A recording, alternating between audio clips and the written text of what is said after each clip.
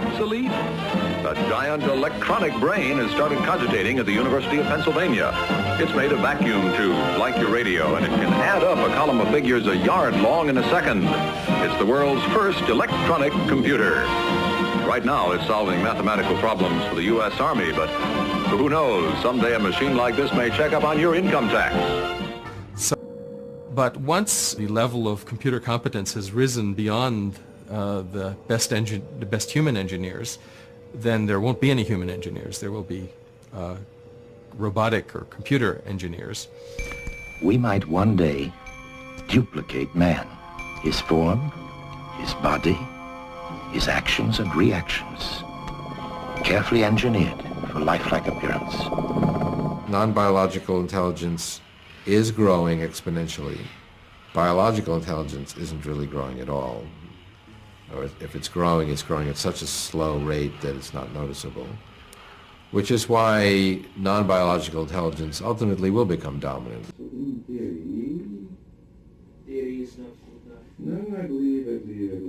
So the difference between biological and artificial intelligence can be summed up in one word: life. At least that's what Dr. White believes. It is indeed hard to imagine that one day digital machines created by us will have a consciousness. Ultimately, it literally gets confused until ultimately it falls over onto its butt. There you go. But then, why do we think of ourselves as such unique and sacred mechanisms? After all, we are also defined by a digital code, our DNA code. The approach used today in building artificial intelligence is not to try to program conscious beings, but instead to let those robots learn by themselves, to acquire knowledge step by step, just as we do. There's no actual programming done in these things. What we do is we create a neural topology, like the way that our nervous network is designed, you know, the brain on top and all those little tendrils that go to all our muscles. And then what happens is that because there's no other solution for it, when this thing powers on, it learns to walk. You can actually watch it. When it comes up, it goes completely crazy. Okay? And all its legs, it basically comes up in a state of epileptic fit. And then it winds being able to figure its way out. And as you watch, there, it just learned to walk. So it programmed itself in a very short period of time. Most people have always assumed that you're supposed to build a brain and then sort of like a body will fall out of it, right? The thing is, of course, is that well over half the species on the planet have no brain to speak of at all, but they manage to survive and move around very well and very effectively. So what we've done is we've tried to evolve things from the bottom up. And in the process, we have not yet evolved brains, but we have managed to evolve very effective nervous systems. I'm not love you. Aw, did he say he loves me? I love you too. If we give machines a body, if we build embodied entities, if we let them right from the start being part of a community, if we make them learn interacting with us, learning to distinguish between themselves and the environment, learning to, then automatically things like love and stuff like that will emerge. A baby, a newborn baby, doesn't have those values at all. It learns it by interacting with its parents, its family, and its community. My worry is that if artificial intelligence is allowed to develop entirely separately from us, and if it develops a lot more quickly than we can alter our biological bodies, then it may become vastly more intelligent, more wise than us, and we'll get left behind. And personally, I don't want to be left behind. I'd rather be up there with the most advanced creatures. If we don't want to end up obsolete at birth, if we want to stay the most advanced beings, there seems to be only one solution: to become robots ourselves.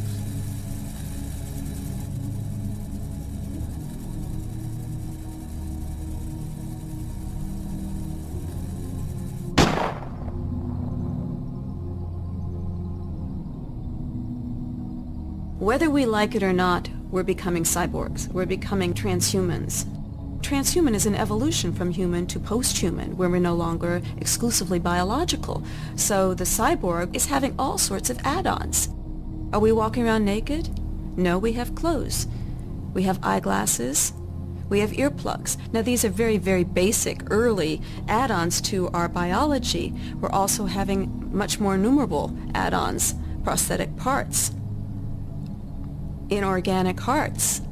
We will see much more advanced prosthetics in the years to come. Eventually we'll have entirely prosthetic bodies.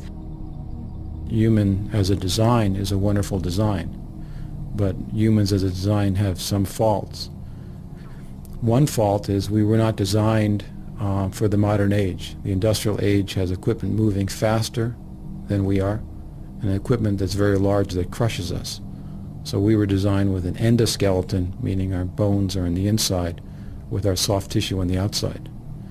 The world would be better for us now if we had our bones on the outside like an exoskeleton. So we were like a beetle. Post-human, I think, will be post-biological. By that I mean that it'll be a gradual process. There won't be any sudden transition to a different form. I think we'll gradually integrate more and more technology into our bodies. We'll be replacing our organs with more efficient organs. We'll gradually replace this neural tissue because it dies off after a while. It's easily subjected to chemical damage. So eventually I think we'll replace our brain cells with essentially computerized parts. It'll be much more efficient, much more powerful. In this future, people will be young, beautiful. They won't suffer from illnesses and diseases. He said the goal is to transform humans to godlike humans, and that you're looking forward to that transformation.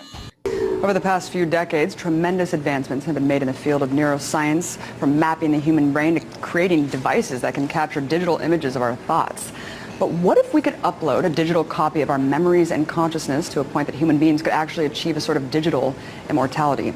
This idea has inspired many science fiction movies, including the upcoming film Transcendence, where one man's mind is uploaded into a supercomputer which possesses the collective knowledge of all of humanity. While the film is fiction, the concept behind it is very real.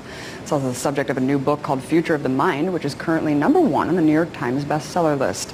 The author is renowned theoretical physicist Michio Kaku. Earlier today, Breaking the Set producer Manuel Rapolo caught up with Dr. Kaku and first asked him how far we really are from achieving a digital upload of consciousness. Just last year, for the first time in world history, a memory was recorded. We can actually tape record a memory and insert it back into an animal, and it remembers. This is amazing. At Wake Forest University, also in Los Angeles, they took a mouse, trained the mouse to sip water, recorded the memory in the hippocampus right here, small organ that processes memory. The mouse later forgot that. Then they shot the memory back into the mouse, and bingo, the mouse got it the first. Future, in fact, today we can get so that you walk into a room, we'll put on a headset, such that you can control the lights, turn on the TV, call for your car, tell your car where to go, type, dictate documents without ever touching a computer screen. And our children will wonder, how could you possibly live in a world where you had to touch the screen and you had a mouse and you had to type? Everybody just thinks and types, makes documents, controls cars. It's fascinating where we're headed, and it seems like it really is inevitable. And I think a lot is taken for granted over the things that we're already able to do now. I mean, you were just referring to these sensors in the brain that can capture images inside the brain. And the short-term goal is to create a brain pacemaker for Alzheimer's patients. In the future, we're going to have millions of people who forget where they live, wander around. Why not have a button? You push the button, and you immediately remember where you live, who you are, who your kids are. And beyond that, who knows? There's aspects that I think are a little bit terrifying. And I wanted to ask you about this new pill that's being developed that can slow down a person's perception of time. And what's being said is that, you know, this could be applied to prisoners. And given they'll take a pill, it'll slow down the perception of time so that eight hours could feel like 1,000 years, a 1,000-year sentence. How would this work, and why does the future sound so terrifying? Well, we are tinkering with the brain itself. For example, people who have traumatic memories of war, sometimes they're paralyzed with these horrible memories of a rape, an accident, warfare. We can create a forgetful drug that actually takes the edge off many of our most violent and oppressive memories. However, the President's Commission on Bioethics recommended against marketing the forgetful drug because they said that even unpleasant memories are useful. We learn from them. But personally, I think that sometimes some memories are so disastrously awful that they paralyze you. They prevent you from becoming a normal person. And I think we should allow forgetful drugs to be marketed. Also, drugs and therapies which can perhaps even increase intelligence are now being talked about. We'll have perhaps memories that we can upload into the mind, perhaps memories of a job that we're not trained for. Or perhaps a college student will upload a course that they flunked in college. We can perhaps increase our intelligence. And now we're also investigating super intelligence, photographic memory. People who memorize everything. They hear a concert, they see a landscape, they can draw the landscape, they can reproduce the entire concert on one try. How is it possible that people have that mind? We now believe that the mind records, but the mind also forgets deliberately. These people, the forget mechanism is broken. They never forget. They have a photographic memory, and we think that some great scientists of the past had this ability, the ability to have access to powers of the mind that we cannot as mortals. Right, and this is nothing new. This is something that you know can date back for a very long time. People that have those photographic memories, and you've actually said that right now, the time that we're living in is the golden age for learning about the mind. That we've learned more in the last 15 years than in all of prior human history. Why? What took so long? Because only recently have we had the physics, the instruments like the MRI scans that are sensitive enough to see the blood flow of the thinking brain down to like 1/10 of a millimeter. And now we have supercomputers that can actually read these thoughts and control computers by thinking. So by thinking, we can now control mechanical arms, mechanical legs. We can type. We can control thermostats, turn on the web, change the channel on a TV set, turn on the toaster. All of it just mentally. And at the next International Soccer Games in Brazil, scientists at Duke University want to take someone who's totally paralyzed, outfit him with an exoskeleton, and he will introduce the International Soccer Games in Brazil. That's amazing. ICE has developed a male version of its android robot Actroid F, which was first shown to the public last year. These human-like robots imitate the movements of the people they are watching and are currently being placed as observers in hospitals to see how patients feel in their presence. Now take a look at this next video. This is another example of what DARPA is working on. First it starts out with the Petman project, and now we've got this robot, Atlas, that stands 6'2", is 330 pounds, possibly the most advanced humanoid robot ever built. And this is part of a contest that is being sponsored by DARPA. And if you want to know what they're going to use these robots for, what the military industrial complex and the police industrial complex is going to use these robots for, just take a look at the trailer for Elysium. This is what it's going to look like. Police robots questioning people and brutalizing them in ways that we're seeing our human robots now in the police departments doing, but it'll be much easier to do that with real robots than it is with police, you know, because the real robots aren't going to develop a conscience.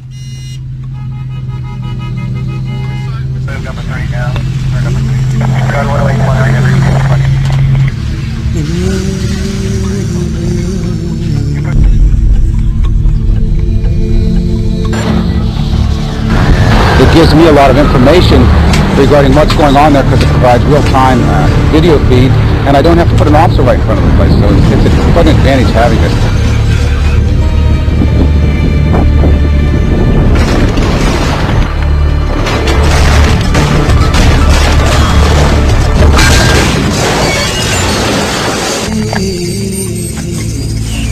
Info 22.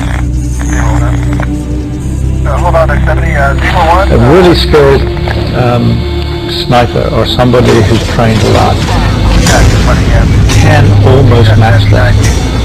But introduce a bit of stress, a bit of heat, a bit of cold, a bit of fatigue. They're downhill, and this thing is just it's unbeatable.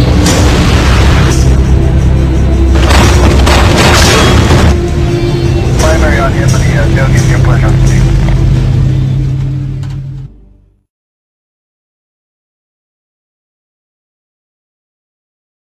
The first successful attempt to transfer one's personality to an alternative carrier. The epoch of cybernetic immortality begins. For the man of the future, war and violence are unacceptable. The main priority of his development is spiritual self-improvement. A new era dawns. The era of neo-humanity. DARPA is the Defense Advanced Research Projects Agency. It's one of the large departments of the U.S. that uses our tax dollars to hire other people to come up with great ideas, private laboratories, things like that. But in last year's operating budget and in this year's operating budget, for instance, they have set aside millions of dollars for rewriting the DNA of our soldiers. Why would they want to rewrite the DNA of our soldiers? Super soldier technology, and furthermore, they are being advised by some of the top think tanks in the world that our competitors, our enemies, are privately developing this technology right now, and that if we don't get ahead of it, in fact, the Jasons, which is one of the top scientific advisory panels in the world, told them that if we weren't secretly, privately ahead of the human enhancement revolution, we would fall irreparably behind and be dominated on the future battlefield. What about the mark of the beast? How does this tie in?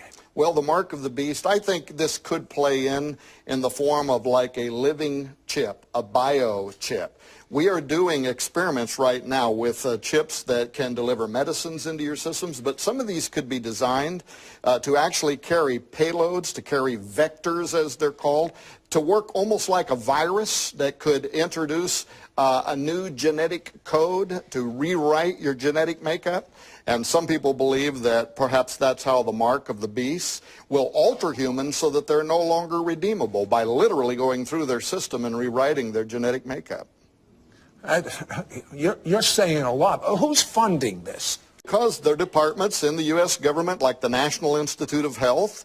That's the largest one in the U.S. that doles out your money for health-related science and research. And right now, they are giving grants to universities that are actually developing the legalese, the language that will be used for extending, for instance, constitutional rights to human non-humans, to humans of the future whose genetic material has been altered sufficiently enough to no longer even be considered to be human. If we weren't secretly, privately ahead of the human enhancement revolution, we would fall irreparably behind and be dominated on the future battlefield. What about the ethics of this? Will these people be considered humans? Will they be considered equal to us? Will they be able to vote? Or will they be like pets if they're half human and half animal? Well, I'll tell you, it really gets into some... You know, when I became president in January of 1993, back in the dark ages, the average cell phone weighed 5 pounds. And there were 50 sites on the entire World Wide Web. 50. There have been more added than that since I've been talking. God made man in his own image. God intended for man to become one with God. We are going to become one with God. Cloning and the reprogramming of DNA is the first serious step in becoming one with God. This issue is going to dominate our global politics this century. This is the issue that will color the century. As we merge with machines, and I think it's inevitable that we will transform into something new. Evolution is a spiritual process. It moves us closer to the ideal of God. I mean, what is God? God is described as being unlimited in intelligence, creativity, love, beauty. More computing capacity in a little grain of sugar when it's nanotech, 1 bit per atom and flipping back and forth in femtoseconds. There's more computing capacity in that grain of sand than our human brain by a factor of, I don't know, billions or so. So that these machines, if we decide to build them, we're building gods. We humans are going to start linking with each other and become this meta-intelligence. And we will eventually become an interconnection of the entire human race. And we will become godlike. Once you plug into that global network and you know the thoughts and feelings of millions or billions of people, to unplug yourself would be so lonely.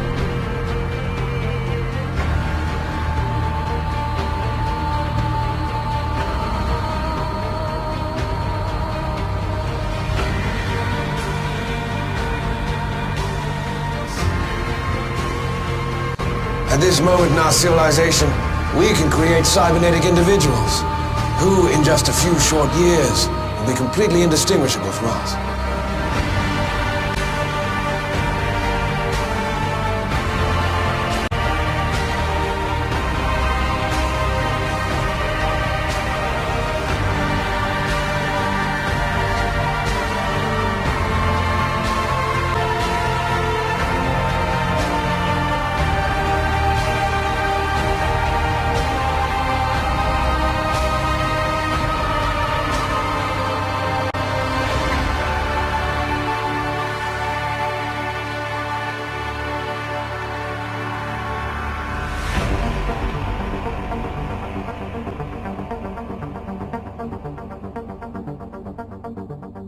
Which leads to an obvious conclusion. We are the gods now.